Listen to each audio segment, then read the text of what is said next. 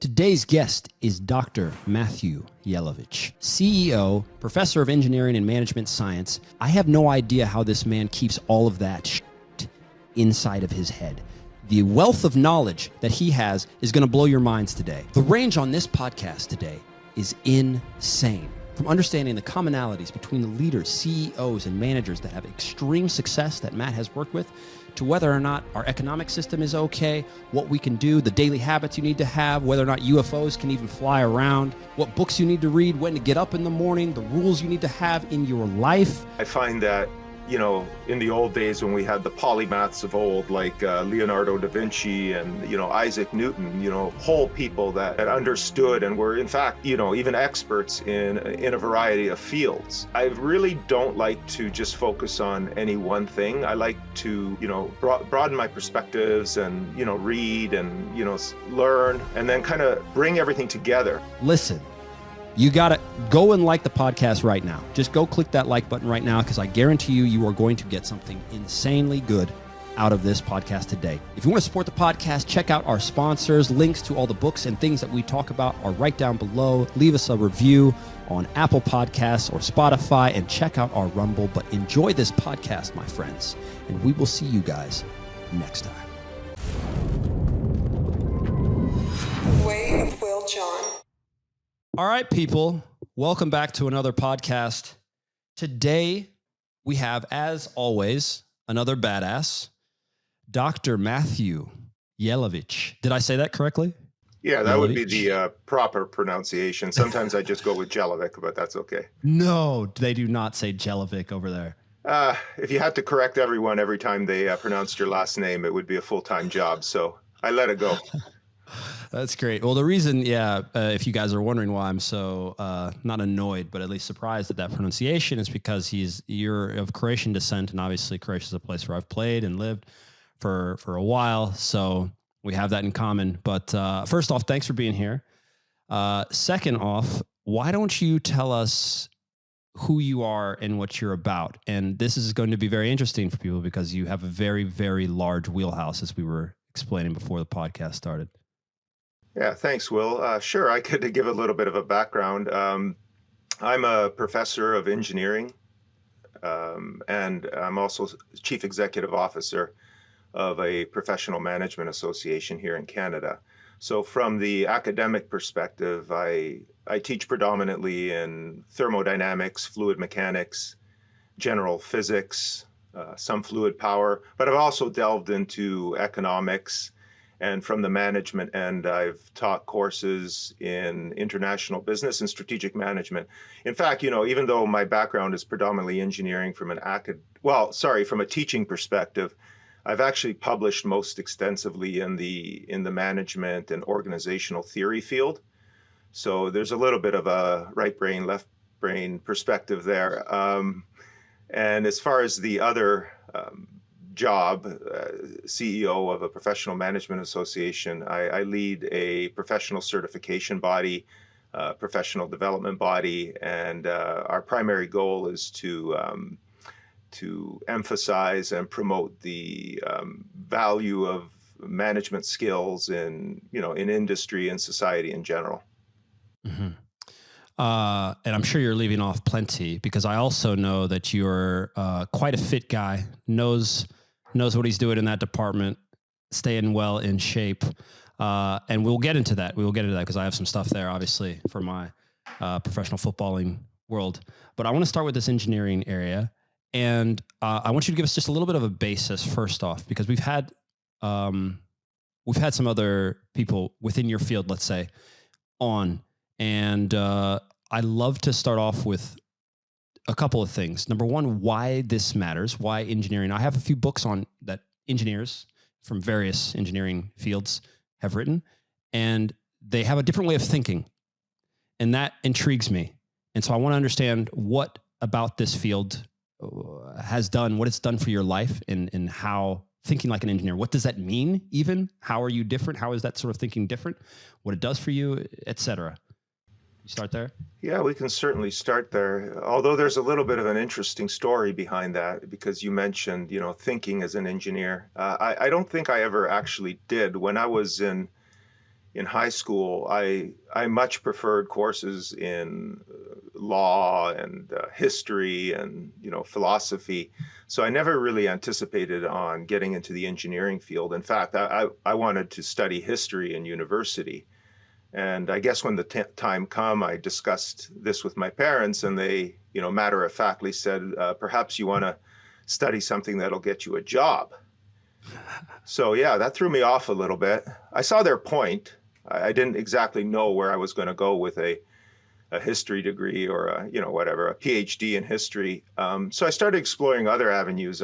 What's good to take to actually get a job. And I was not particularly interested nor inclined in mathematics or physics or science or anything like that in high school. I mean, I liked it. I was always a tinkerer, if you will.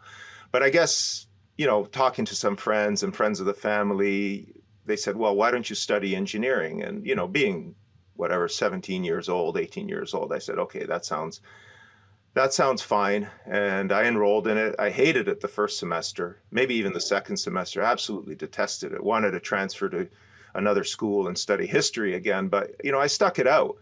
And after I completed the program, I actually found that I liked it and I was actually pretty good at it. So I'm not sure that I ever thought like an engineer in terms of the thinking process. I think that was sort of developed over time. Always, sticking to my roots of, reading history books and books about archaeology and things like that, metaphysics. And so it was an interesting ride for me. But over the years, I mean, I guess when I did my undergraduate work, then I did my graduate work in engineering. I did get into teaching and I did get into research, but even after the master's degree, I decided to kind of do a little bit of a U-turn, and I decided to do a doctorate more on in management sciences, like business administration. So I kind of started weaving back to the letters, if not the numbers. So that's kind of where I ended up. But yeah, predominantly my teaching is in the physics and the engineering aspect, mechanical engineering, thermodynamics. I find it actually quite natural. I mean, I can think along those lines, but I feel like I have the benefit of that other side of my brain, which allows me to kind of combine the scientific and the engineering and the mathematical with the softer philosophical perspectives on things. And I think my students probably find that I'm a little bit different than maybe some of the other professors in the way I speak and I approach things and I teach various concepts. So it's been a whirlwind of here and there and back and forth. But in my free time, I don't find myself particularly reading engineering or science books. I mean, I do as a matter of course for my career, my job, but I find myself gravitating more towards, ancient Greek and Roman history, all sorts of philosophical books, political books, things like that. So it's been a constant struggle, an internal struggle for me, if you will. Yeah, I mean, I have the same thing as a professional athlete. We have a lot of time when you're in season, and I will fill that time. You can fill that time with, footballers are known for girls, drugs, playing FIFA all night, whatever it is that you can do when you just have to go to work for an hour and a half, right, a day. And I like to read. I like to explore different subjects, just like you, that metaphysical aspect along with the analytical side. I mean, and I wanted to develop, let's say. And so I have found that balance to be one of the things that's brought me my most success. And so at least if I'm reading between the lines there, I'm thinking that you too have had some success by the fact that you were open to these concepts as well. Is that the case? That's a fair statement. I've always been one to shy away is the wrong word. I've always been one to move away from excessive specialization. I find that, in the old days when we had the polymaths of old, like Leonardo da Vinci and, Isaac Newton, whole people that understood and were in fact, even experts in a variety of fields. And it kind of developed the whole mind. So I really don't like to just focus on any one thing. I like to broaden my perspectives and, read and, learn, and then kind of bring everything together, because I think there's a pattern in the universe. I think there's a overall kind of story of the universe and how all these different disciplines interact with each other. Now, when I think in terms of economics, I think in terms of thermodynamics. And or physics, sometimes I scratch my head at the theories of economics, because they don't seem to be grounded in any particular type of science that is measurable or repeatable. And, although economics wants to be the physics of the business world, for me, it just never made sense. So I always try to connect the dots between certain disciplines, and I can gain a better understanding of the world by understanding different disciplines. So I find that this specialization, and I find that the world is going more and more and more towards specialization. People want to be particularly specialized in a very specific field, and there's nothing wrong with that. I mean, specialists are absolutely important. But if you look at the span of the human life, spending 4 years in college to do a degree in biology, and then specialize for the rest of their life in biology, and there's nothing wrong with that. I mean, a lot of people do that, and then they go on and they do further education, et cetera, et cetera. But why not continue that educational process? Why not, after your biology degree, you take an English literature degree, or you start reading about history or archaeology and things like that. And I think it really changes a person. So I've been particularly against over specialization. And if you permit me, I wouldn't mind reading a quote, because prior to this interview, I was thinking about what we were going to talk about. And I came across this quote that I like to, contemplate sometimes. Would you mind if I read it? Yeah, no, sure. Please. Okay. This was written by Robert A. Heinlein. He was a science fiction author. Most of us are probably familiar with it. This is from his book, A Time Enough for Love, back in 1973. So I have it on my screen here. I'm just going to read it out to kind of give you an idea where I'm coming from in this area. So here it is. A human being should be able to change a diaper, plan an invasion, butcher a hog, con a ship, design a building, write a sonnet, balance accounts, build a wall, set a bone, comfort the dying, take orders, give orders, cooperate, act alone, solve equations, analyze a new problem, pitch manure, program a computer, cook a tasty meal, fight efficiently, die gallantly. Specialization is for insects. I've never heard that ending part, because once you started going, I knew that I had seen this. Yeah. Also, because I have the same love for polymaths. I have Walter Isaacson, right? The guy who does these great biographies. I'm not sure if you've read his on 𝗏𝗏𝗏, but it's on my list here, and I've got the book. And I remember also stumbling onto 𝗓𝗡𝗎𝗓.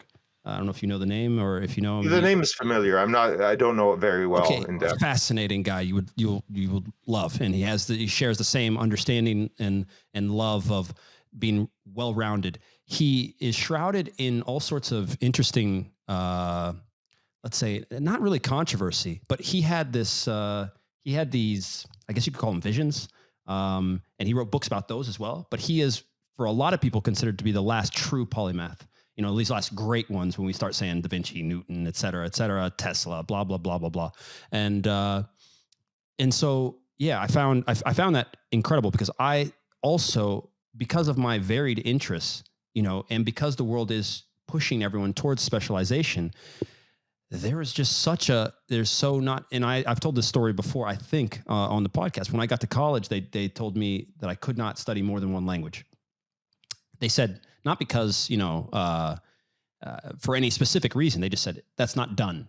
And I went, why is that not done? And I understand that you want me to do it, but I didn't say I wanted to come up and start studying Chinese and ancient Greek, of which I had zero base. I could already speak Spanish. And so I just wanted to study Spanish and Italian. The Spanish was for the easy A. The Italian was because they're linked. It seemed very logical, but no one wanted to hear me out. And I immediately started being like, this is probably not going to be a place for me here, based on you guys just want to force feed me this and it didn't. That sort of thought process was hard for my brain, which wants to figure out and do all these things. And so you touched on some of the other aspects. I mean, we share this love of history and archaeology, and I kind of want to go into that just because I'm just curious. What on the metaphysical, philosophical side has influenced you most in your life, and has also influenced maybe your job? Where and what group of people, what philosophies specifically gives you a driving force forward? Could you have asked a harder question? I mean, from a philosophical perspective, I mean, I've read generally all of the major philosophers. I can't say that I'm particularly specialized in any one particular field, but I think where I'm kind of gravitating towards now is trying to understand why some people perceive the world through one particular lens and others perceive the exact same world from a completely different perspective. Even though they could be shown the exact same evidence, it's incredible to me where two individuals could see the exact same information on a television screen or a news broadcast. And one person will interpret it completely one way and another person will, interpret it in a completely different way. And it draws me sometimes to what was it? I think it was Plato's allegory of the cave. Are you familiar with that? Of course. Yeah. And it's almost as if, we're staring inside a cave and we only see the shadows that are being, cast from a light source behind us. And then, there's obviously reality somewhere. I mean, that's casting the shadows. There's no doubt that something is casting the shadows. There's a light source, yet the shadows that are dancing upon the cave may or may not look like that which is in reality behind us, casting those shadows. It's interesting that people interpret these shadows in different ways. And, let's just say over the last few years, it's been a very, very interesting, world that we've all lived in. And, things that we never thought would be possible in terms of, how society was pushed along in certain areas in terms of, social distancing and, lining up for food in the supermarket, things that we would have absolutely never thought would be possible in our lifetimes just seem to have happened. And again, it's not pro or con or anything regarding those measures. I'm just saying how easy it was for people to kind of adapt to a completely new reality versus what they were used to for their whole entire life. And it struck me as very, very odd how little resistance there was to certain things. And anyways, it just kind of brought me down another rabbit hole of trying to understand, the differences between people and their ability to be, to understand and be influenced by external sources. So that's kind of been my focus for a little while now anyways, just trying to understand why people behave the way they do. So I know that kind of went around the question without, particularly answering it, but yeah, well, because you're on your search, because it's a search. It's not a final destination. No.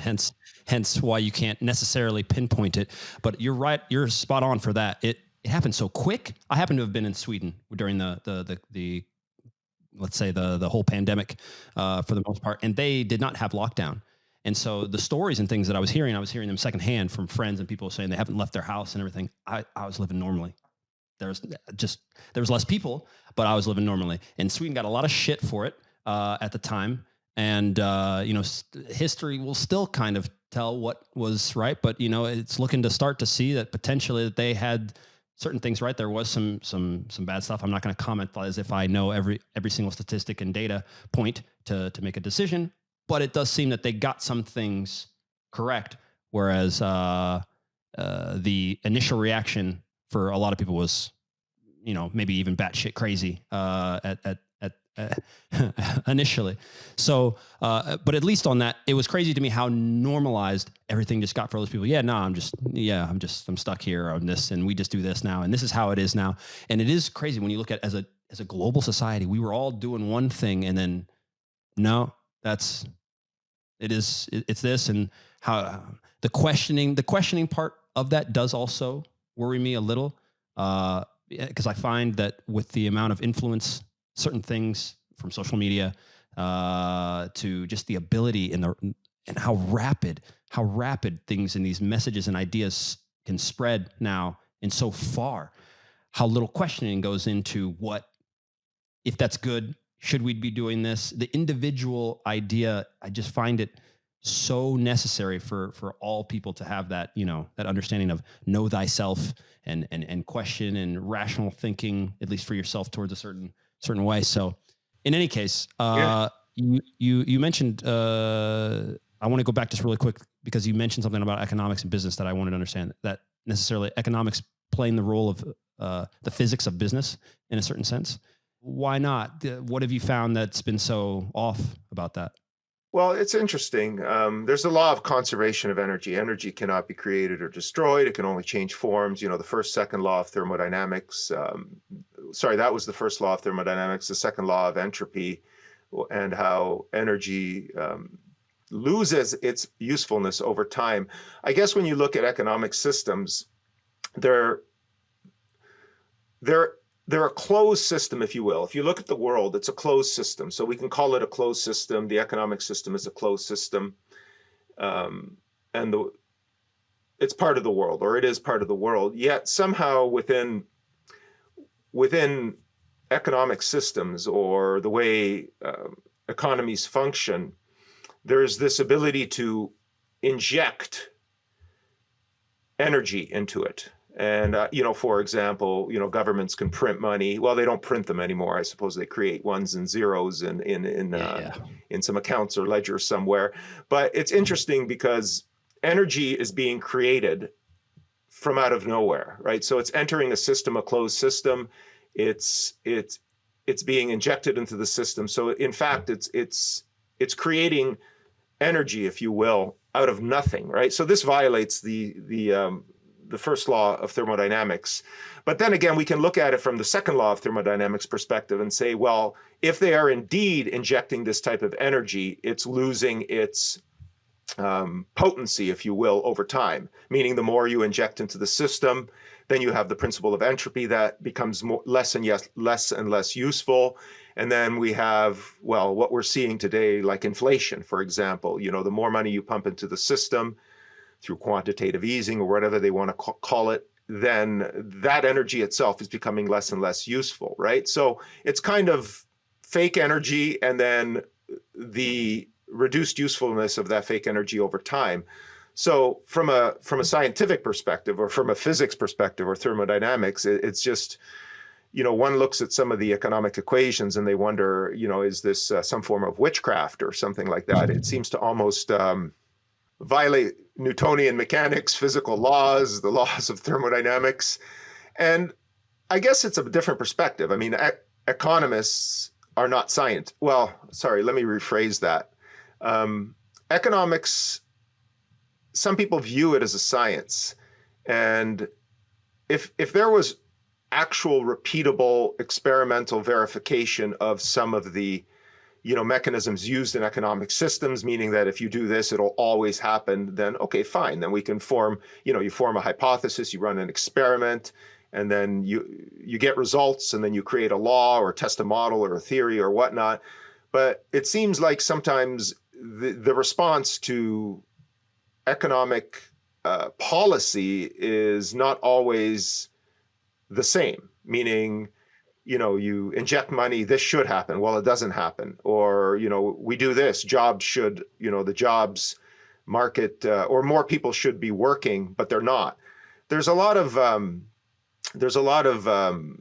obscurity, if you will, in some of the theoretical concepts. And maybe I'm just looking at it from more of a scientific or an engineering perspective. Maybe in some ways I'm blinded or limited by my ability to see some of the more nuanced areas. But having a doctorate in that field as well, it's not obvious to me that I'm wrong in these areas. I mean, one day perhaps I'll come to a realization and say, what was I thinking?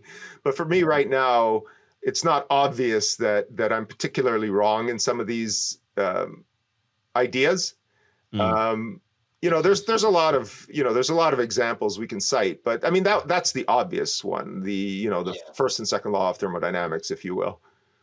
I find that, also troubling, because I just had the guest previously is a guy named Robert Breedlove, who shares a love of economics, and we got into the similar discussion, which had to do with, kind of how crazy it is that you can just print money, as you say, or just inject energy into this supposed closed system. And obviously it was to a certain degree, and the whole thing seems weird. And that's just an understatement, because it doesn't seem like it's supposed to be like that, yet it's functioning. And that was my question to him, was how does this continue indefinitely, forever? Because that doesn't seem like that's what's going to happen. And I know everyone's calling for a crash and has been calling for a crash, and the crash is always around, just like the next earthquake in whatever, Southern California is coming since, I don't know, the 70s or something.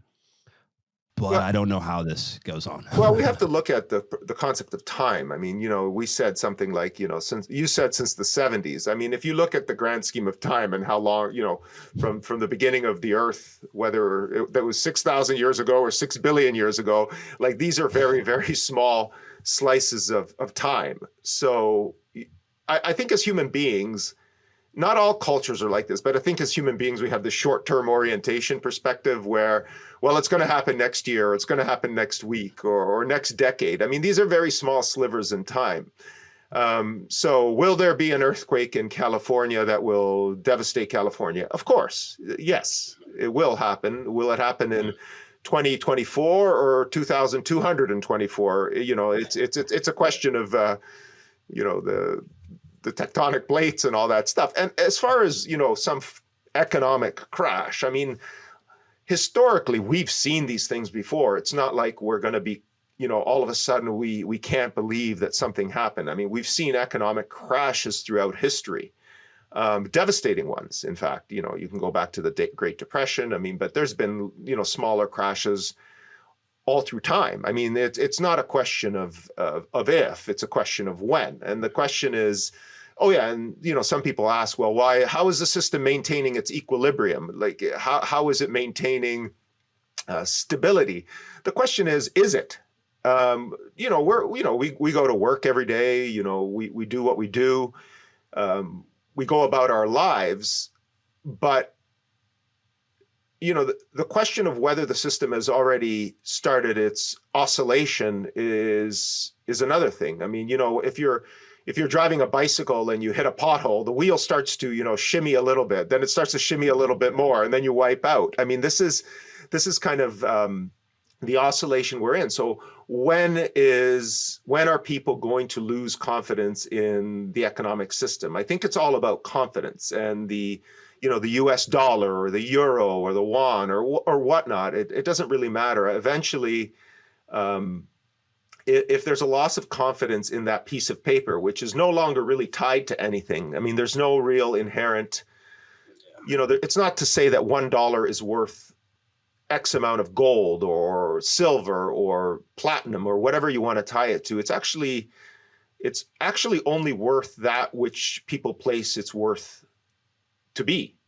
So when this crash will come, because if you look at the amount of money that's been pumped into through quantitative easing, through the government's printing money, I mean, again, I've heard some anecdotal quotes, but I think more money was printed in the last 3 years or 5 years than has been printed since the beginning of the foundation of the United States of America.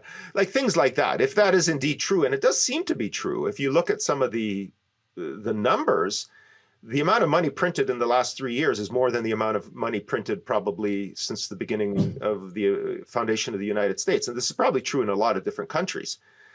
So the question is, how long could a system sustain such a shock of infusion of artificial energy? I don't know. I mean, again, it's something that you have to look at the patterns in nature. You have to watch the news. You have to see the indicators, the housing market, the price of, I mean, we've all seen the price of food increase. We've all seen the price of gasoline increase. We've all seen a lot of increases. I mean, every year it does seem to get a lot more expensive for the average person.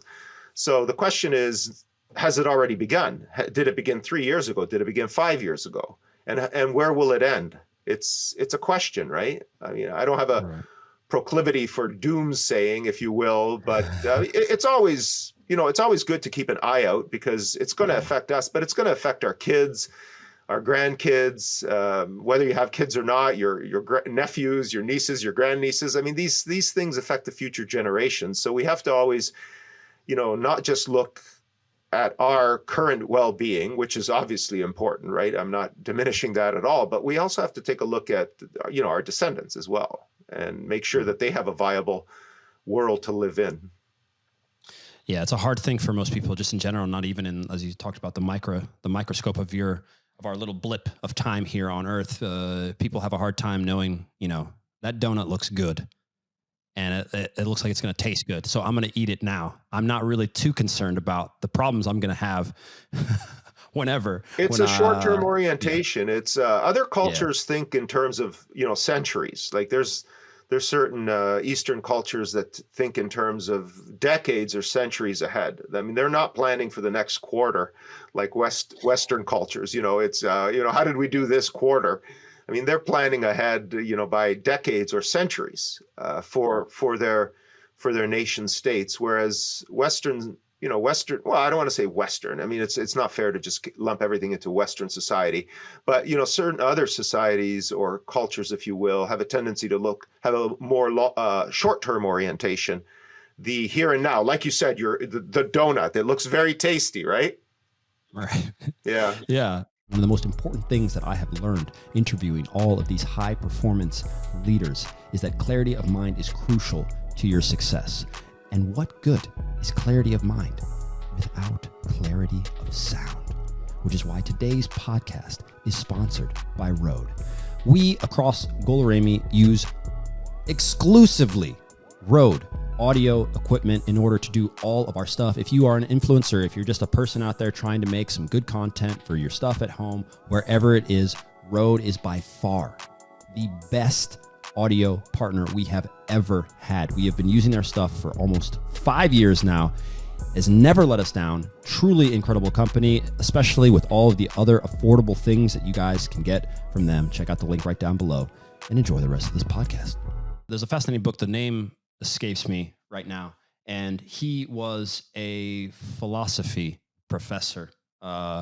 And he realized the tendency we have in the West to potentially kind of claim also that the Western philosophy is the pinnacle, not just the philosophy, but necessarily potentially even civilization we consider to be the peak, the best civilization that has ever risen, the most advanced technologically.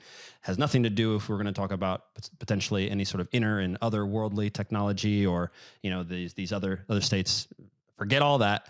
What we've got here with this iPhone, this computer, the fact that we can do this right now, it's incredible. We're incredible.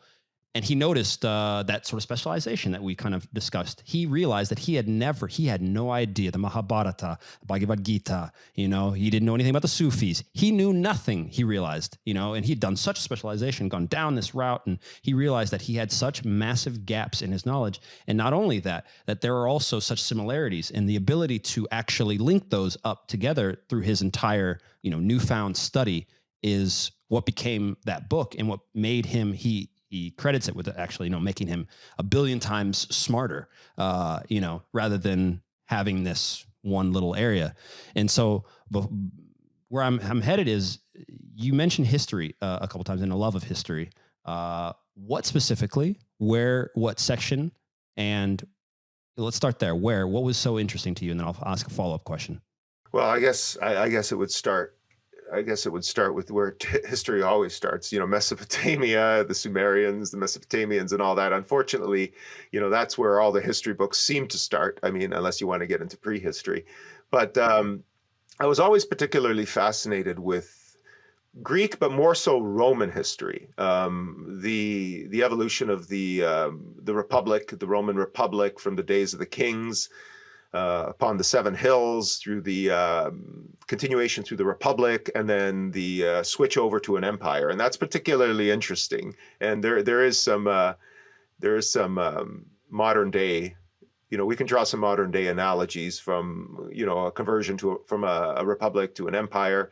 The ancient Greek, the Greek notion of democracy and how we use the term democracy these days, but there's very few democracies on this world. It's almost like one of those words that's bantered about, we must preserve our democracy and we must protect our democracy. And I scratch my head thinking, the United States is, or for example, I'm using the United States.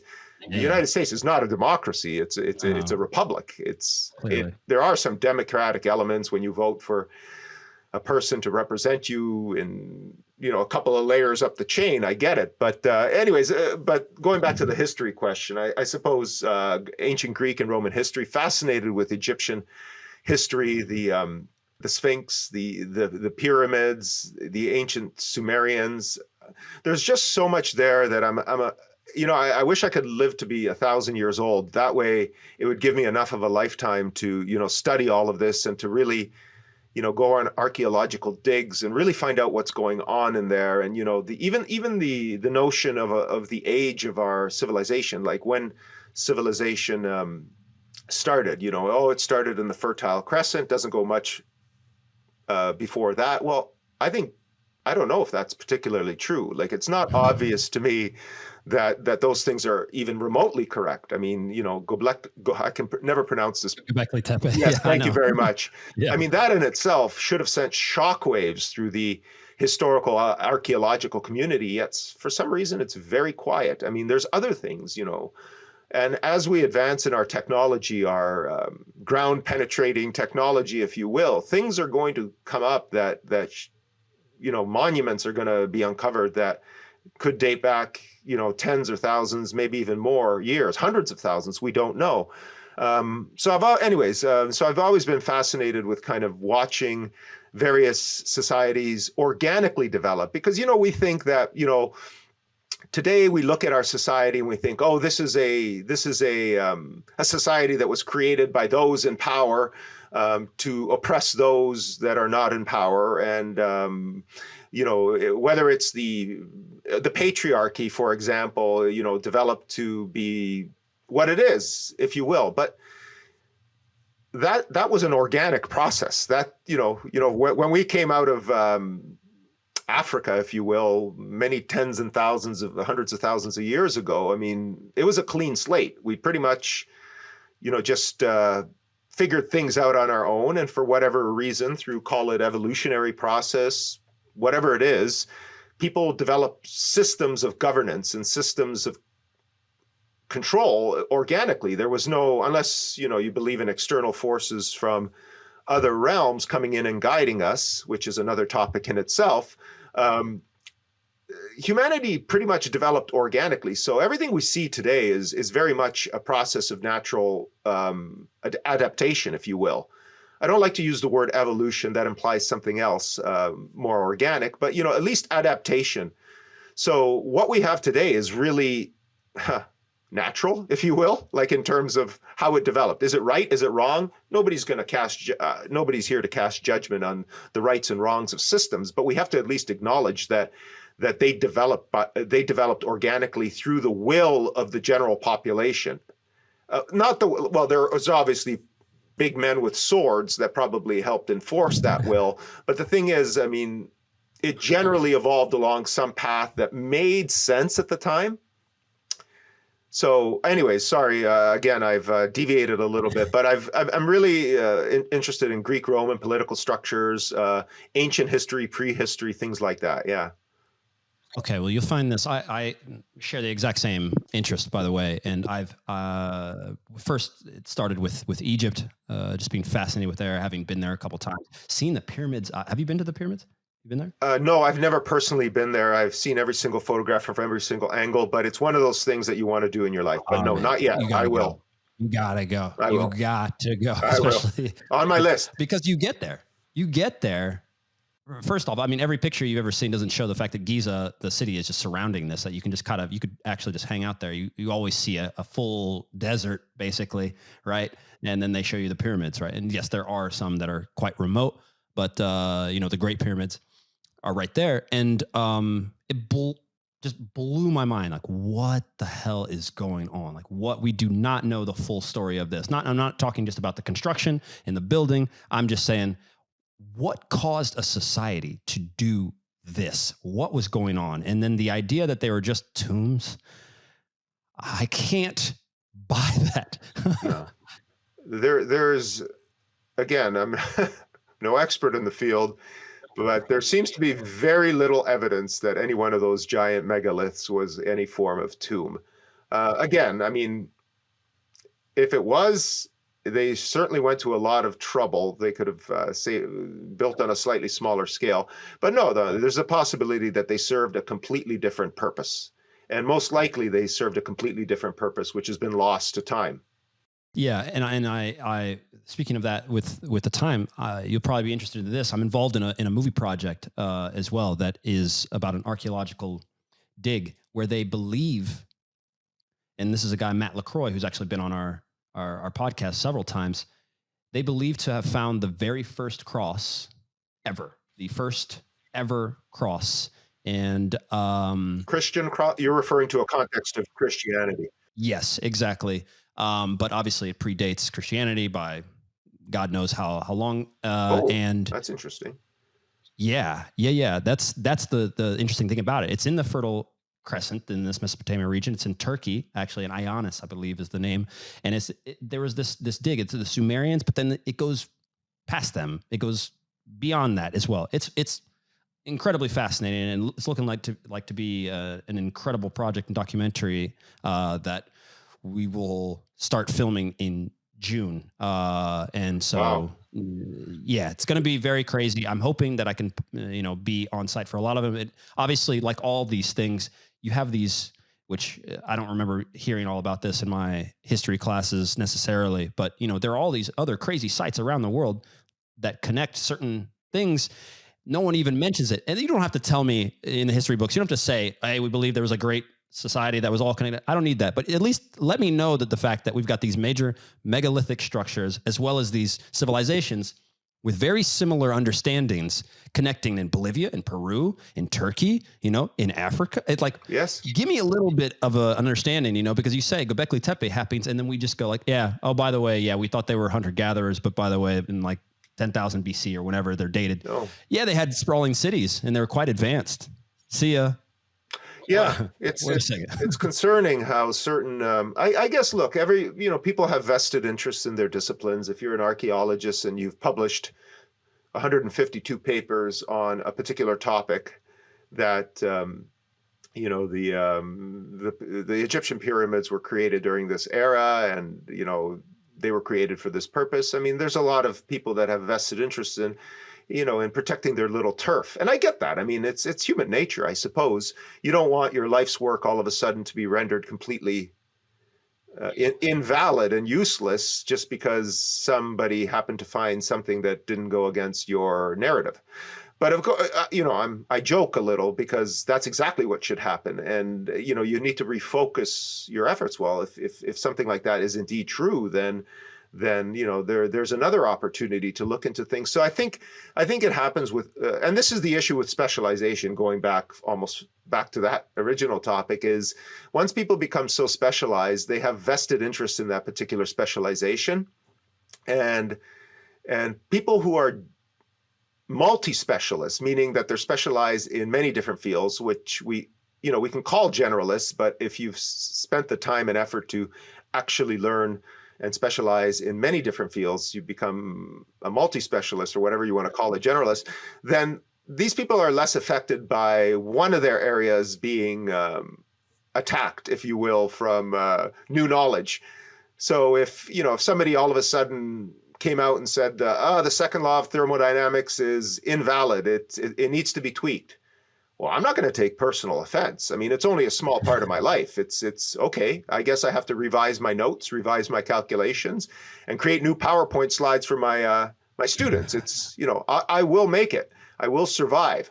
But when your whole life is specialized around a very idiosyncratic, specific field, it's almost like your heart was ripped out of you if somebody should challenge it. And we see this in all different fields. I mean, we can go back. Well, without going back, we can recognize that this happens. If all of a sudden somebody in the field of football, soccer, said that training more than 22 minutes a day has negative performance impacts, and science proves it, and anybody who trains more than 22 minutes a day is a complete idiot, and they don't know what they're doing, and the science is there. Like, and if it's actually true, you're probably like, wow, all these years I've been training an hour a day or 2 hours a day. It really hits people. It's almost an emotional response. When you get too close to something, it becomes an emotional response. And you know how people are when they get emotional, right? I prefer to take a more stoic perspective, if you will. But people, when they get emotional, they become, perhaps irrational is not a mean word to say, or they become very protective or defensive. But it is what it is, right?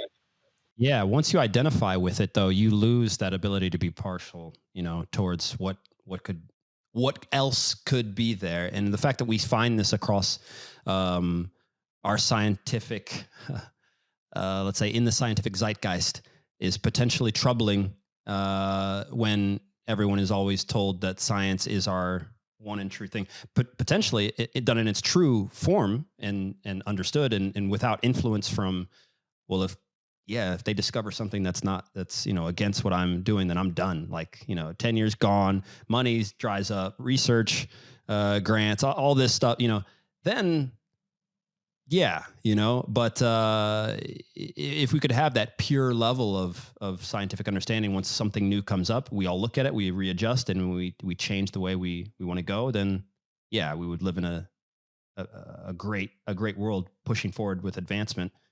If we could just get away from that emotional side of identifying with, I discovered this, so therefore, Well, it becomes who you are, right? It's your idea. Like, there's a lot, and this happens all over the place. People take a certain stand on a very specific topic, and they become known for that topic. It's the Leonard Nimoy issue. It's after he played Spock in Star Trek, nobody could ever see Leonard Nimoy as anybody but Spock, right? It was even when they painted him or drew him, they painted him with the Vulcan ears. It was, but even the term science itself, it's. I've noticed an interesting trend over the last so many years about using that word science. I mean, science is not that complicated. Well, let me rephrase that. The process of science is not that complicated. You create a hypothesis, you test it.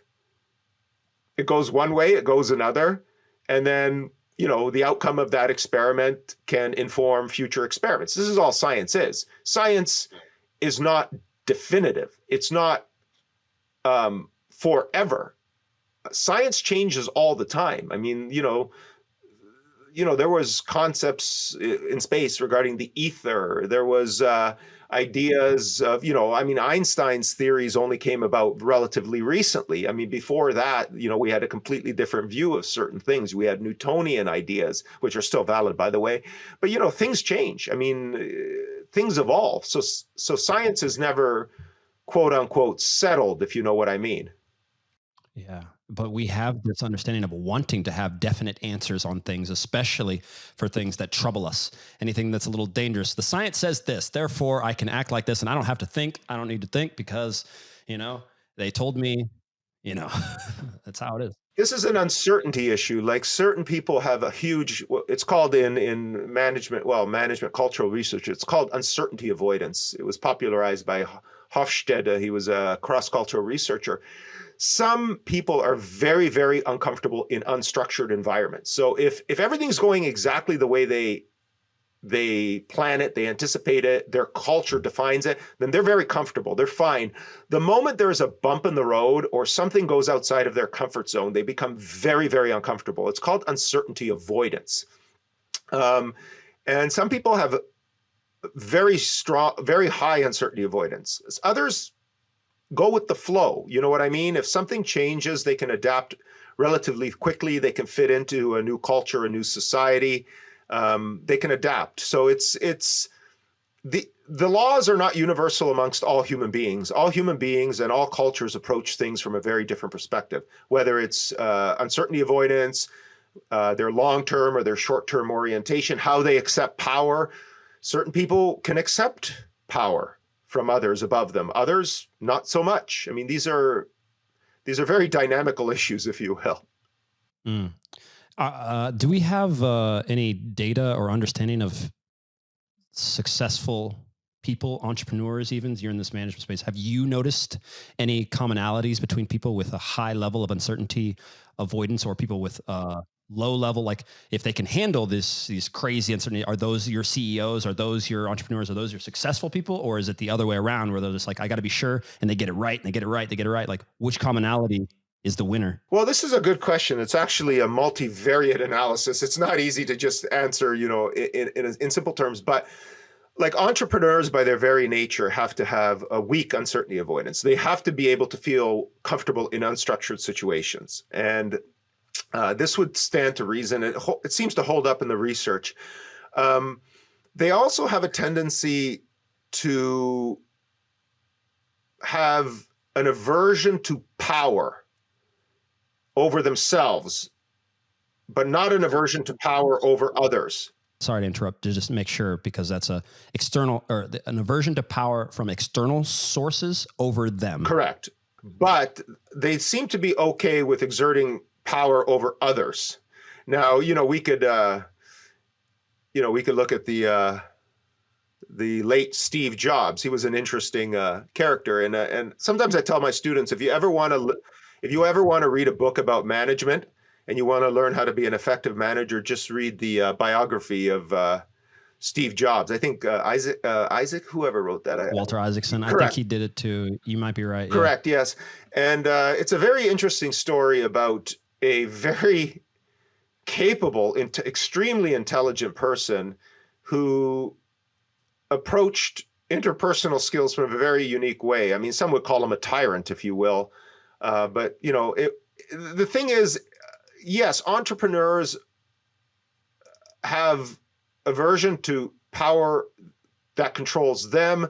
They are very comfortable in unstructured situations. But being an entrepreneur and being a CEO can be very different roles, right? I mean, if you're a CEO of a company, large or small, you personally do not necessarily have to be an entrepreneur. You have to have a leadership capability that will allow you to manage and source people in your organizations that could, provide the impetus of new knowledge and, that entrepreneurial spirit. So different roles require different traits. I think Steve Jobs also once said, I hope I'm catching it correctly, it's, I didn't hire you so I could tell you what to do. I hired you so you can tell me what to do. Right? If you think about it, it makes perfect sense. I mean, why hire someone if you're only going to boss them around, right? I mean, what's the point? I mean, if you're going to go and hire someone and you're going to boss them around, you've hired nothing but an administrator, a clerk, if you will. They're just going to do as they're told, like an automaton, if you will. So the key is to hire, people that will tell you what to do. And even if you're the CEO, you want somebody coming into your office and saying, hey, CEO boss, I think, this is a bad move. This is a bad idea, and have it rationally explained, preferably in private, of course. You don't want to undermine your authority. But yeah, different traits for different roles. I mean, if you're an accountant or a very numbers-oriented person, then entrepreneurial spirit is probably not something that's relevant. You probably want to have an attention to detail. You want to have high uncertainty avoidance because you don't want to deviate outside the generally accepted accounting practices and all that. So it's very hard. If you if you said, okay, what cultural traits do you need for this particular, position, then I could probably, go through some of the research in the field and probably come up with you should hire somebody with these traits. And for other positions, they would have completely different traits. So I think, that's the job of human resources people to kind of filter out what they're looking for. Unfortunately, I don't think they're very well trained in these areas. And that's why there's a lot of misfits in certain positions. And I mean, we've all seen that, here today, gone tomorrow, right? But yeah, it's a culture study. Actually, a huge part of my doctoral dissertation in business was cross-cultural management. Like, I really compared cultural traits across different countries, Eastern, Western, Northern, Southern countries, and kind of wanted to drill down on, why Germans are known to be so orderly and precise, whereas, the British have their own perspective on doing things, whereas the Greeks are completely, free flowing. Complete, yeah. Well, yes, and there's a lot to it. Like, then you have various cultures that, the meeting starts at 9. You have to be there at 9. Whereas other cultures, the meeting started at 9. They rolled in at 9:20, 9:30, and nobody batted an eyebrow. You try pulling that in some German or American boardroom, it's not going to fly. But in other cultures, it's, they get there when they get there. It's a cultural trait. You can't. And the Japanese are particularly interested. If a Japanese business person hands you their card, Americans, all they do is, they take the card and they immediately stuff it in their pocket, right? But in Japanese culture, that card is a status symbol. You're supposed to hold that card, look at it. We're talking look at it. Let me find one here if I have one kicking around. You're supposed to do this. Study it. Like, we're talking 15, 20 seconds, uncomfortably so, to acknowledge their position, their title, who they are. Whereas Americans or Canadians, even maybe most Europeans, they just stuff it in their pocket, probably don't even read it. Yeah, they'll get to it when they get to it. If they do. And I'm curious also about actually daily habits and habits of things that you've seen and noticed in people that have success, because you're in a unique position there, just in your own, personal work, in your job, and as a professor, probably running into either younger people who have then gone on to become successful, as well as just your own success yourself, as well as being around all these management or managers, leaders, etc. What daily habits, if any, you can pull or draw on that, say, the people listening could adapt, and then I'll go from there. Yeah, that's an interesting question. I only have 2 rules for myself. I know it seems perhaps not enough rules, but I have 2 rules that I generally abide by. The first one is wake up early. And the second one is never be late. And that applies to everything. We're talking everything. Project deadline, picking someone up from a dance recital like your daughter or something, showing up to an interview. So yeah, wake up early and don't be late. If you could abide by those 2 rules, then 98, well, okay, now I'm giving off numbers. A lot of your problems could subside. Now, I get up every day, for example, just as a habit, I get up every day around 4 a.m. every day. Wow. Yeah, I don't even need to set an alarm. It's just 4 a.m., 4:30, 5 is a stretch, every day. I am very, I do a lot of work before people have even woke up. Like, by the time most people are getting up in the morning, I've already done 3-4 hours of work. Half my work day is over. And in terms of punctuality, I don't mean punctuality like, in a superficial sense. I mean, if people are depending on you for certain things, and then, certain things are due at a certain time, nothing annoys me more than well, I'm not making fun of my students. They're great students. So if any of them listen to this podcast, I love you all in general. But can I have an extension? I need more time. They don't understand or I missed the test. Can I write it later? The disorderly vibrations that emanate from those statements reverberate throughout the universe. One little statement like that is incredibly disruptive to so many other people. I'll give you an example. Sir, I missed the test. Can I write it later? Okay. My inclination is to say no, but my institution has a tendency to push the other way. So, okay, you can write it later. Well, most of the class already wrote the test. So he wants to write it, or she wants to write it in 3 days, because that's when they can write it. Okay, here we go. Or it can't be this week, it has to be next week. Meanwhile, all the students that have already written the test, they can't get their test back, because I have another student that's writing not the same test, because I create new tests, but to get the test back, even if it's not the same test, gives an idea of what's on the test. And so it just causes disruption for everyone in terms of, getting their test back, learning where they made the mistakes. So things like that. So I think people don't understand sometimes what being late for even the littlest thing, what kind of ripple effect that could have to the person that you're affecting. And I know that if I'm ever late or on anything, or ask or try to make an excuse, no matter how much the person smiles or says, "Oh, that's okay, don't worry about it," that's a lie. They're not happy about it.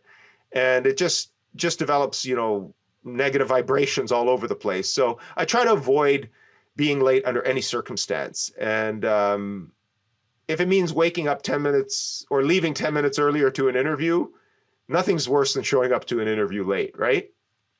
Totally. Yeah. By the way, guys, Matt was here right on time. No, not sorry, before time. He was there before me. So setting up the audio, the video, getting it ready, preparing the studio. Yeah. You're already set up. Speaking of that disorderly vibration and stuff, it's funny that you call it a vibration, or just a consciousness in a sort of way. There's a guy named Thomas Troward. He's he was part of the New Thought movement. His books now, what's been popularized in our society now are these very simple, The Secret, Law of Attraction, kind of things like this that don't delve anywhere near what the ancients were trying to convey in an understanding of reality in the world. It's just a simple, you think this and then blah, you get the car, blah, blah, blah, blah, blah. It's like TikTok clips. Everything's been, compressed down to 15-second clips. But I get where you're going with that. Yeah. No depth. Exactly. And the reason I say it is because his books, you cannot just put this in a TikTok clip. You will lose all. Now, there are many quotes, and plenty of quotes where if you type it in, you're going to see all these quotes from the guy about all this stuff. And he influenced essentially everyone who we're talking about. But he has this one quote that is, "Order is heaven's first law." And if you want to change your life, order has to be a thing that you have to take serious. And it's also because having orderly thoughts will allow you to do things better within the world. And that's where you're also essentially going with the, wake up early and don't be late. Because I've always been a morning person. And what that meant when I was much younger, early 20s and stuff like this, was like, 6 and stuff like that. And then it changed to, I'm now a 5 to 5:45, and I also don't have to wake up with any sort of alarm at all. It just happens. I do it, and which is why I'm more strict on myself to get to bed at the right time, especially when I'm training as well, because I need the sleep when I'm playing. But yeah, that orderliness will allow you to change your life. And it's probably one of the big reasons why I think Jordan Peterson's big thing is, clean your room. I was just going to say that. You read my mind. I even wrote it down because it was, it dovetailed perfectly from what you said. But yeah, his 12 rules for life. Yeah. Yeah. Which is a great book and a great thing. And people, we don't value the little things. We look at them and say, because it's so easy and so simple, it's probably not that important, right? If I clean my room, is that really going to do anything? If I get orderly, is that really going to do anything? It's got to be something big, right? Well, it sets the pattern. It sets the tone. If you're look, you could tell a lot by a person's, behavior, their orderliness, right? Do you really? I mean, if somebody's desk is a mess, or their workspace is always a mess, or everything's out of place, it says a lot about the person. I mean, is that the person you would want to, hire to do a job that requires meticulous attention to detail? So I think, people's, but these things can be corrected. It's not like you're, once a mess maker, always a mess maker. But I think it says something about a person, certainly their level of organization, how orderly they are, the cleaning the room aspect. Yeah, I'll buy that, and I like that clean your room rule for life for sure. And it's a great book. I bought it kind of whenever it became popular. When he rose to stardom, I kind of said, hey, let me check this book out. It's been a very positive influence in general, and yeah, kudos to him for writing it. Have you read the second book? No, I have not. I've been, my issue, Will, is I buy like every single book that catches my eye, and I read them all at the same time. There's probably a condition for that. I don't know what it is, but perhaps if there's any psychologists out there, they can diagnose me with it. But I have a tendency to read like 3 or 4 books at the same time. And because I just can't I just can't leave a book for too long because I want to know what's going on. So I kind of skip back and forth. It gets done. But sometimes some books are just so good, you just read them right through. That's true. Yeah. That's true. I have the same tendency. And you know how I fixed part of that, whatever, our condition? Yes, because I've got it's the a same condition. It's definitely some sort of condition. But what I started doing a few years ago was chunking these books into themes that would play off of each other. And so that I could make correlations between. So for instance, I decided I wanted, like I have a bunch of books on ancient Rome where I haven't done that. We never got to that, but I haven't done ancient Rome. And so I will read, I'll have a book that understands, like I might read Plutarch. I might read something, from Marcus Aurelius. I'll have them all set up to do that because my brain wants to, well, I can obviously focus because I'm reading, right? And it's 2024 and I can still read a book. So I can still got it together. I want to be able to draw those. And I do, when I did economics, there's an economics book, then there might be Bitcoin standard, something about the Federal Reserve. So that's how I get around the condition. Yeah, I don't know about you. You know what? I never really thought about it. I just attributed my condition to something I'd have to live with. But your idea does seem to have, it's not completely crazy. It seems to have some merit. Yeah. So maybe I'll try to organize my reading around certain themes, if you will. But yeah, it's right now I think I'm reading, I don't know. Well, before you answer, think about that. Do you have books that you would recommend, like for people? I mean, I always ask. It would be great to know. There's one, but it's a terrible recommendation. Not a terrible recommendation, but people might think I'm some form of sociopath, if you will. It's the 48 Laws of Power. I don't know. Power, yeah. Robert Greene. Yeah. I never got around to it. It's just I just finally started, because the reason the book is so interesting, besides the fact that it's interesting, is it actually has a lot of historical context and philosophical context in it. So you're not really reading just a book about how to achieve greatness and dominate and crush other people, which there is a general theme of that in there as well. But you're actually reading a book about history and how some of these laws have been enacted. So as I go through the book, and I'm not too far into it, I think I'm chapter 6 or 7 into, law 6 or 7 into it. Like I'm actually learning things and historical things that I didn't know before. So I'm actually enjoying the historical context as much as the overall concept of power, if you will. But there's some other books I'm still kind of plugging my way through. Infiltration by Dr. Taylor Marshall is a decent book. Talks about without getting into the details, the infiltration of the Catholic Church by nefarious external forces, if you will. Very interesting, but again, a very, very good not just kind of a contemporary read, but a good historical read as well. You learn a lot, very well written, incredibly well sourced. And there's another book called, I think it's something to do with 180 degrees. I just can't remember the title. I I kind of put, I'll try to, I'll send you a message later regarding it, but it's really interesting about, again, more of a historical context into how things in history are not exactly as they seem. And there's alternate explanations for a lot of things. So yeah, those are kind of the three. Oh, and I'm reading Dune, the original book. Okay. Yeah, I'm one of those people that watch the movies, love the movies. And believe it or not, I watched the movies, never read the book. And I said, this is wrong. You should always, read the book. So I'm just kind of tinkering with Dune in the background. But yeah, there's like 4 or 5 books right now. Yeah. Is it 180 degrees unlearn the lies you've been taught? Yes, that's it. That's it. Yeah, it's very interesting. If it was, it's so well referenced.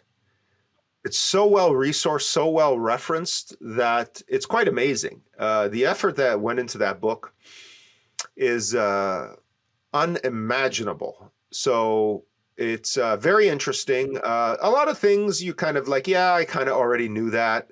But other things are very, very surprising. It's a roller coaster. A lot of people will read it and just say, this is impossible. But for others, it'll be like, okay, this is starting to, connect the dots, make sense, right? Pattern recognition, if you will, right? Because I think pattern recognition is truly one of the hallmarks of a well-educated and well-versed person, is to recognize patterns in different disciplines and across different situations, right? Mm-hmm. Agreed.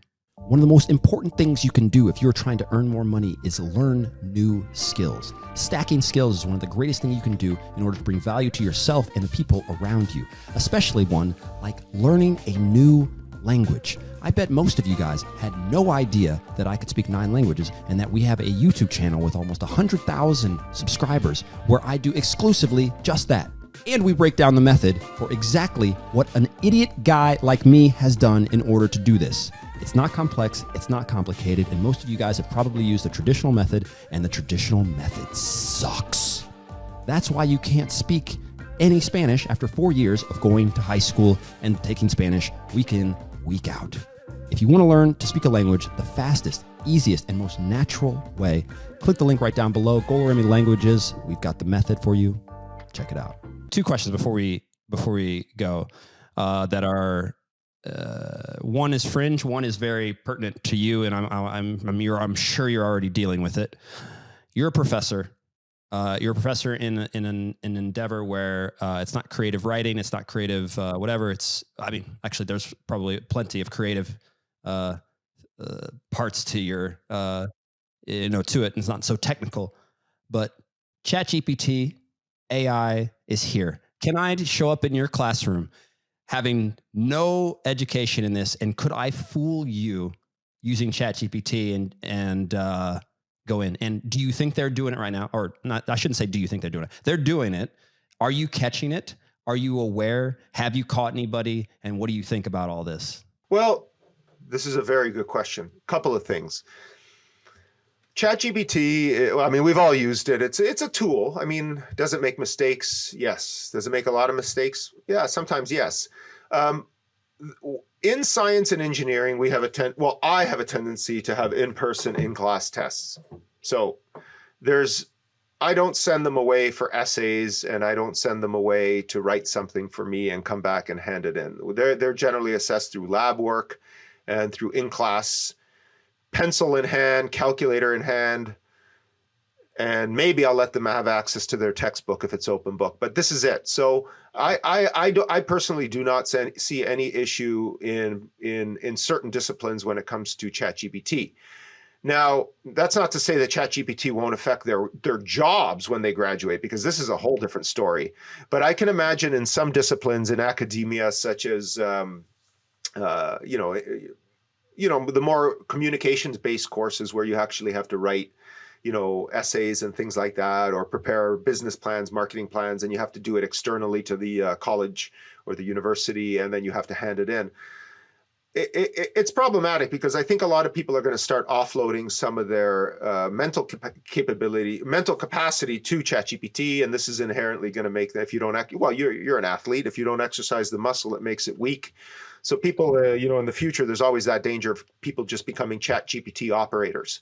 And interestingly, the solution to this problem of artificial intelligence is to, in my perspective, this is a thought that I have, is to retreat into the past. So what do I mean by that? It's, well, academia has gone digital. Everything's online. Assessments are online. Digital notes are online. Everything's on. Tests are even online now. It's almost as if we have to retreat into the past of oral examinations and in-person examinations and testings. Otherwise, how can we legitimately verify that the person in front of who submitted this document has legitimately, prepared it or legitimately understand it? So no, a student cannot pass my course using ChatGPT, but that's me. Can a student pass a English literature course by using ChatGPT? It is possible. It is possible. So again, we may have to retreat, and we may have to become Luddites and retreat into the past and smash the machines in order to actually ensure that humanity still maintains some level of cognitive ability or intelligence, and artificial intelligence doesn't take over. Now, when they graduate and companies start realizing that ChatGPT can solve very complex engineering equations in a fraction of the time and create engineering designs in a fraction of the time, then there may be significant repercussions for that in the future for a lot of graduates coming out of the system. Maybe the company doesn't need to hire 10 engineers. Maybe they need, 2 engineers with really good knowledge of artificial intelligence to operate it, right? Advertising and marketing, graphic design. I mean, I create beautiful graphic designs with ChatGPT, and I am the most unartistic person there is out there. I create in seconds beautiful, surreal landscapes of, post-apocalyptic worlds, and they're original, they're beautiful, but I didn't create them.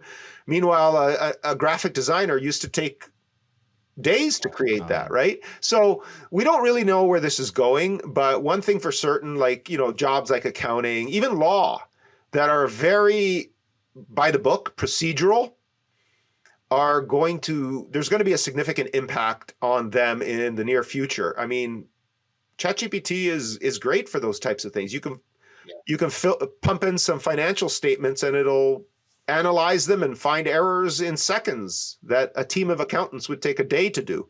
That's so true. Yeah. And the cost factor, obviously, as well. That's going to take a toll on people. Why? Explain to me why. Even like we're sitting here now doing this in Riverside. The second that this is done, and I can remember, I used to do this, the podcast, and this is just a couple of years ago. The second this is done, I can press a button, have the entire transcript. I can have a summary of everything that we spoke on. I will have this. And then I can press another button and it will chop up every single little portion of this into shorts, 10 to 15, right? Most of which they're not that great, but 3 to 5 of them will be tremendous. And so this is something that had to be done manually just a little while ago. Like it all just happened like boom, like this. There was manual labor for someone. Now, if you could launch this and do it all yourself, truly. The human element, just to touch on what you're saying, to go into your past, it does seem that human element, if you do have the skill, the understanding, you can improve on it to a way that it still can't quite get to. It can get you up there, but it can't get you the whole way home. Yeah, I think the jobs of the future need to start. Like, look, there's actually another quote. It was Sun Tzu.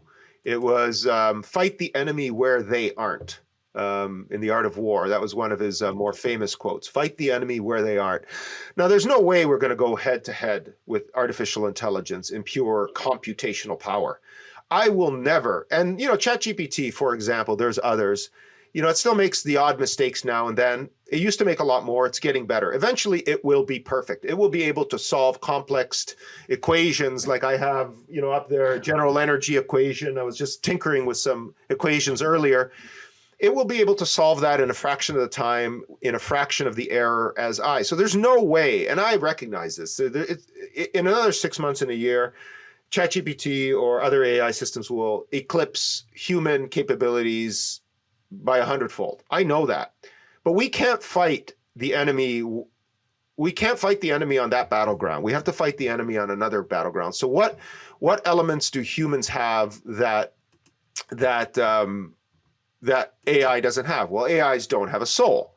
I mean, an AI is artificial intelligence. It doesn't think, follows an algorithm. It doesn't have empathy. It doesn't have a soul. Can it be programmed to simulate this? Yes, of course. So I think humanity has to, start focusing on things that it can do that artificial intelligence can never do, like feel whether it's fear or love or things like that. So I think the jobs of the future, in fact, now I've even heard that they're looking for liberal arts majors to work in artificial intelligence fields because we need people that have the ability to understand large language models. So it's incredible that liberal arts majors are now being recruited into artificial intelligence kind of jobs. But one thing to remember is this. This is another quote. This is by Irving John Good. The first ultra intelligent machine is the last machine that man will ever make. Now let that sink in for a second. The first machine that will be able to design a better machine than itself is the last machine that human beings will ever make. And it's called the singularity. It's one of those concepts people have talked about before. It's like the singularity is that hypothetical point in the future somewhere where technological growth becomes uncontrollable, and then it results in changes to human civilization. So this is, are we at that singularity? Did the firing of Sam Altman have something to do with the, who knows, rumors abound, but yeah. Once we create an artificial general intelligence, not a specialized intelligence, because intelligence, it's interesting because we talked about specialization before. A machine is only truly intelligent when it has general intelligence, not specialized intelligence. So a math AI is just a math AI. A biology AI is just a biology AI. But when you have an AI that has artificial general intelligence and you achieve this singularity point, then it will never have consciousness. We know that. Like, if you believe in the human soul, that machine will never, it's just a box. It won't feel anything inside its box, but it can simulate. And since human beings are not perfect, thank goodness, we're not perfect, we can make mistakes in programming the algorithms of these machines. And if we do not put in appropriate safety factors into the control of artificial intelligence, then it can run away from us, right? And when the singularity happens, not if, but when, and the first machine creates a better machine than it was, then you have a process of uncontrolled evolution, right? We all love the Terminator movies for different reasons, but there's a lot of dark possibilities in the future regarding this, but there's also bright ones. I mean, artificial intelligence could lead to a very bright future in a lot of areas. And as long as we can pull the plug and we have the ability to pull a hard switch, if you will, then we should be okay. But we just got to make sure we have that ability to, or as Isaac Asimov said, the 3 laws of robotics. I don't want to list them now. I can't remember them all exactly right now, but we do need to have some fail-safe switch for this type of technology. Yeah. And the question is whether or not actually we are past that point, or I love that debate. I kind of, in my head, I feel as if we have been past that. I mean, the weaponization of this just makes such sense that wouldn't it be being applied? Would it already be, or would we know? Could they contain it to a way? Could they have achieved this? Could, in the military, as we know, or the intelligence agencies and these, they're always ahead of our technology. Like what we get is not what is the leading edge based on the fact that they have every resource that you could ever imagine, and many of the top minds, plus data of it's absurd to think what they possibly have. I mean, I hear estimates, and we had on Andrew 𝗲𝗂𝗡𝗂, who's a former CIA operative, and and I feel like we were discussing the idea that the technology was between 70 to 100 years, and that's just like a general kind of estimate. Like what they have now is you will see in 70 to 100 years, but potentially it's something astronomical because of the technological age that we live in now, and how fast the rate of expansion of our abilities within technology is going. It's because it's going so fast that we're not 70, 100, that it could be even further. It could be well beyond anything that you can actually comprehend at this point.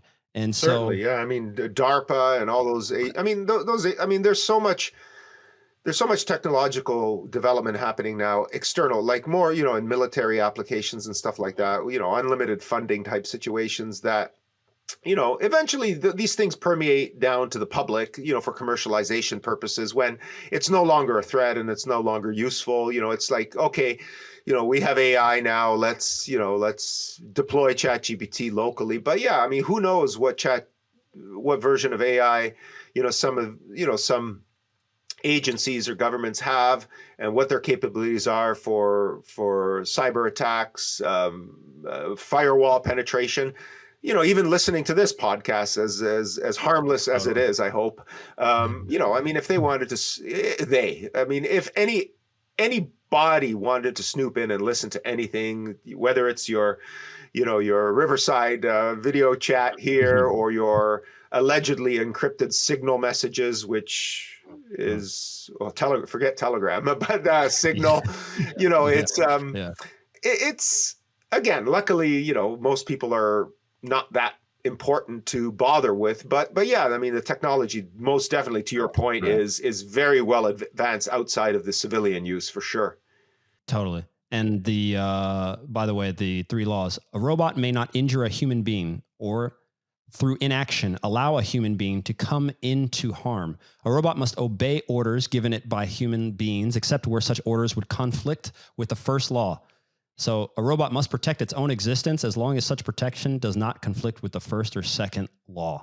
Those laws are perfect. Like, I mean, if you read them in the context of the way they're written, they sound perfect, right? But if you ever watch that movie with Will Smith, I, Robot, yeah, it was actually pretty good. It just popped into my head because they talked about the 3 laws there.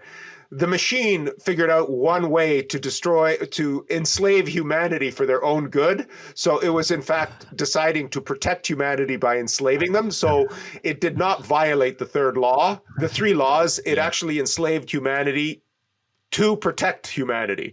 Mm-hmm. So we have to be careful with these types of things. If, again, I mean, I know we think that, this will never happen, but you know what? A lot of things should never happen, but I think we've seen a lot of things happen that should never happen. So we need to be careful of all sorts of rapid advancements of technology. I mean, and then there's the Luddites out there. I mean, in some respects saying, hold on, why are we doing this? Shouldn't we pause a little bit? Shouldn't we think about this?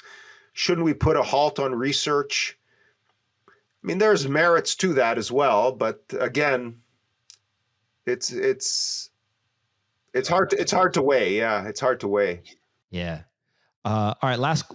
Absolute last question before we get out of here, since I thought we were going to cover so much more, but this last one will make it a 90-minute podcast. It's perfect. There's a lot going on in the world right now with the state of UFOs and the information that's coming out based on what they can do and what they cannot do. You, with an understanding of these laws that we have just been discussing, what do you see and understand based on what they're trying to tell us for the things that are performing in our skies that can't possibly do what they can do? Just your general understanding of the engineering and things that may be potentially happening or could happen based on what we're seeing. Yeah. You caught me a little off guard with that. But you know what? It's a good question. I have always wondered why every time UFOs are seen or viewed, that everybody has a tendency to use a camera phone from 1985. Um, I've got a nice, I'm not sponsored, by the way. I got a Google Pixel Pro 8. It's got a camera that can capture a fly at 30 meters and zoom in and do an effective video on it. I guess the question is, what are we seeing here? We're seeing obviously some kind of aerial craft. It's doing incredible maneuvers. To your point from 2 minutes ago, what do we know about what the military is experimenting with in terms of aerospace and avionics and stuff like that? Like, I mean, how do we know that these are just not human craft? Like, legitimately, like, yeah, I mean, if the military, like you mentioned, and I absolutely agree with you, is 70, 100 years ahead of us in certain technologies, then yeah. So, they say these are aliens from outer space. Are they from outer space? Or are they from somewhere else? Other dimension. Well, other dimension, other parts of the Earth yet unexplored, whether it's in Antarctica or beyond Antarctica, whatever. There's a lot of different theories inside the... Listen, we could go into a whole... Okay, just to think that an alien civilization traveled, I think the nearest star is Alpha Centauri, 5 light years, if that's indeed the distance. Beyond that, you got 10, 20, 30, 40. I mean, we're talking massive distances. To think that any alien civilization traveled light years, at least, in some presumably faster than light equipped spacecraft to get here and then to crash and then to putter around playing with U.S. Air Force jets and crashing and having our bodies retrieved. I mean, these are technologically sophisticated societies that are hundreds and thousands or thousands, if not hundreds of thousands or millions of years ahead of us. It would be like us examining a anthill or a I don't know, like a nest of birds. Like we can eliminate it immediately. We could kill them. We could nurture them. Like, I mean, for me, it boggles the mind and why they would travel light years to come here to do what? To abduct us out of our beds and run tests on us? I mean, certainly there would be a better way. I mean, there's a lot of uninhabited areas in the world. You're not going to come into downtown Manhattan and pull somebody out of a window. I don't know. Like, I mean, for me, it could be a distraction. The aliens are coming. Unify the world behind some greater good of, Independence Day style thing. But if they do exist, if they are extra or interdimensional beings, angels, demons, there are those possibilities as well. If they are from different parts of the realm, I mean, during the Second World War, certain nations were doing a lot of top secret experiments in Antarctica, and we don't know, I mean, even the Germans during the Second World War, the Germans were creating UFO-like devices. I mean, you can Google them. They looked exactly like flying saucers. And that was in 1943, 44, 45. Like, somebody had the idea to create flying saucers back then. And we're talking about 50, 60, 70, 80 years ago. Like, you know what I mean? Like, what if that military or some other military continued on with that work and is now just creating some kind of highly sophisticated inertial device that violates gravitational forces and travels at extraordinarily high speeds, but to be honest with you, probably doesn't leave the Earth, probably doesn't go warp speed to Mars or whatever. It probably just putters around the Earth doing tests, and probably the people piloting it are just like you and me, not little green men. But I could be wrong. I'm just saying, I mean, usually the most reasonable explanation is probably the right one. I just wish somebody would use like an iPhone 15 to capture these pictures. You know what I mean? Well, here's the thing. I'll throw this at you because number one, I have no idea, which is why I have this podcast. But interesting enough, the questions that you just posed, I have posed to certain people who would probably be considered experts, if not leading experts in this field. So Dr. Stephen Greer is one of them. For some people, really controversial, but he was a medical doctor who just turned his life. I'm not sure if you're familiar with who he is. I posed those questions to him. Number one, so he would he would answer, or I would say maybe the community would answer your first question of the distance with an answer formed by consciousness. And the fact that they're not having to travel also specifically through this distance, this, let's say, nuts and bolts theory of UFOs, sure, which is where they consider humans to be stuck in, because that's what we do. We get in a car and we burn this fuel, and then it fires you forward. Sure. And so that's how they get through that. The other one, considering the military and the little green men and all that, I believe his answer to like their want, you said, why bother with ant? Well, I mean, they would say, we do study ants and we do study birds and we do want, half of the society wants this. And so we always uniformly judge a society or a civilization like humans. If we said, how are humans? Are humans good or bad?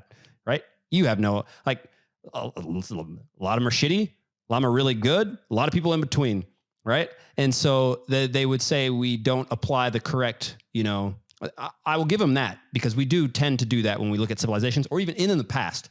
Ancient Romans were this. Sparta was evil. This, they were warring. They were a war society, right? And there was probably some Spartan guys just trying to chill by the beach, just hang out. This is nice. It's over here in Greece.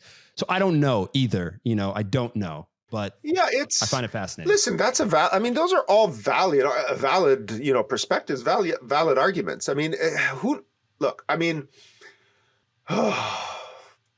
it's one of those things where I just have to defer to just compelling evidence. I mean, I love watching the X-Files. Don't get me wrong. I love the X-Files. It was great. It was an escape. I just really don't think that we are that interesting for an alien species to bother. That could have like faster than light travel to get here, or if they're traveling interdimensionally or whatever the case may be. I mean, if you look at our species, our society in general, we still kill each other over natural resources, religion. We're a warring people. We have good moments, we have bad moments. Unless they were some benevolent race that really wanted to help us, I just don't know, unless they need something from this earth, maybe water, maybe they need uranium, maybe it's scarce on their planet, wherever they're from. There's a whole bunch of different reasons, but like if they wanted something, they would just take it. There's no need to dilly-dally and, outrun Air Force jets and circumvent all of our best camera systems, no matter what. So until I see some compelling arguments, for now, I would probably go with either something from this world is probably more reasonable than something from some other world. For now, yeah, I could change my opinion. Like I just need to see absolutely. the evidence. Well, that's the point. You're not closing the. We don't have anywhere near the amount of information to know. It's fun to speculate on, and we all want it to be true. Like we don't want the opposite. I don't want the opposite to be true. That it's just us. Well, we have to be careful, because if there is some benefit to it being just us, right? I mean, let's not get into a theological perspective on this issue, but if you want to go to the biblical narrative, God created man. That's it. God created the earth, which was the universe, and that's it. So some people may take comfort in there only being us, one species, one earth, one universe, that which we live in. No meteor is going to kill us. No asteroid is going to wipe us out. No, we're under, the protection of the Almighty. So there is that comfort there. There's a terrible fear. No, not a terrible fear. Maybe fear is the wrong word. There may be an inherent loneliness to think that we are just one species in the universe alone. Okay, say we're not alone, but there are others out there that will never see them due to the probability and statistics. But it's almost a depressing thought to think that we are alone in the universe, tumbling through space. The sun will eventually die out and we will disappear like no one ever knew we were here. Or the other aspect, which gives tremendous comfort to people, that we were created and there's tremendous value in who we are as humans. So I'm not sure which side I fit on in terms of, you know, us being alone in the universe. I think if we are special in some way, and again, not to go stray too much into the theological aspect, that's a whole different topic. But if we are special in some way, I'm all right with that. You know what I mean? We could absolutely also be, in a universe full of, what if we are in a universe full of life and we're still special? What if we are there's that. Yeah. Hey, listen, if that was true, we have no evidence of it. We've been monitoring radio signals for quite some time now. There could be trillions of inhabitable planets out there with trillions of species or more. It's just that we've not encountered any. And, but then again, what are the statistical possibility due to the infinite nature of time? If the universe is, let's make something up, 10 billion years old, and each species has a tendency to last a million years, it's almost possible that there's no one species that will be alive at the same time. Statistically, with the size of the universe, there may be some overlap here and there. Like you may have a species that's still in the caves, whereas another one that has space flight. But they're at complete opposite ends of the universe. So the chances are that even if there are trillions of planets out there with trillions of species, the chances of them existing at the same point of time, I mean, some species may only live 2 months in our evolutionary period, and achieve intelligence in 2 months, although it's highly unlikely. Others may live for 1 million years. We don't know, but the point is, it's not looking good. And I think there's a lot of comfort in saying, you know what, maybe we should not look so outward into the cosmos and think about landing on Mars and the moon and all that. And maybe, maybe get our shit in order here on the planet Earth before we start before we start colonizing Mars and sending our problems there. Because you know what's going to happen. We're going to colonize Mars. 50 years later, Mars is going to declare independence. We're going to go to war. We're going to send spaceships. We're going to carpet bomb the planet. And we're going to pull an American Revolution on there. And it's going to be the same thing over and over. The Martians were Martians. We're not Earthlings. You know where this is going. Yeah. 100%. We should turn inside, but that's also part of what's funny. This technological advancement, I think, is allowing us to push things outward instead of inward. Like you said, if you're offloading my creative ability, I saw an ad the other day that I think you could write, ChatGPT would write your responses to your girlfriend. Oh yeah. And then it would also your creative ideas. A lot of companies, because we have a lot of media and successful social media channels, they'll reach out and they'll be like, are you having a hard time coming up with ideas? Well, our software that runs on, ChatGPT, OpenAI will analyze all of your videos and tell you so your creative mind is gone. That's you've been flexing to get you there, that you uniquely used, and that's done. So it can write, it can learn for you. It does everything. What do you do now? What is your brain? Just this pit of nothingness. It just tells you when to eat. And maybe ChatGPT is going to tell you that. You could ask it when I should eat. Here's all my info. When do I eat? Well, absolutely. I mean, we have fitness trackers that track biometrics tied into AI. They'll tell you you're a little low on protein. Go eat 3 eggs. I get it. Like, it's already here. I mean, the technology is already here for total, monitoring and control. I mean, cell phones already monitor our exact locations, our Fitbits and our Google Watches and Apple Watches. They monitor our biometrics. Link that all together. Google bought Fitbit. Link that all together. Throw in some AI, sprinkle in some artificial general intelligence, and call it a civilization, right? Yeah, we're done. All right, man, this is perfect. Listen, we have plenty of other things that we could get into, which I'm sure we'll have to another. You say that for another one. I know, yeah. We'll save it for another time. And is there any place or anywhere people can check any more stuff from you out? You know what? I'm pretty low profile on social media. I do have a Twitter account, but it's only me following people. I allow no followers.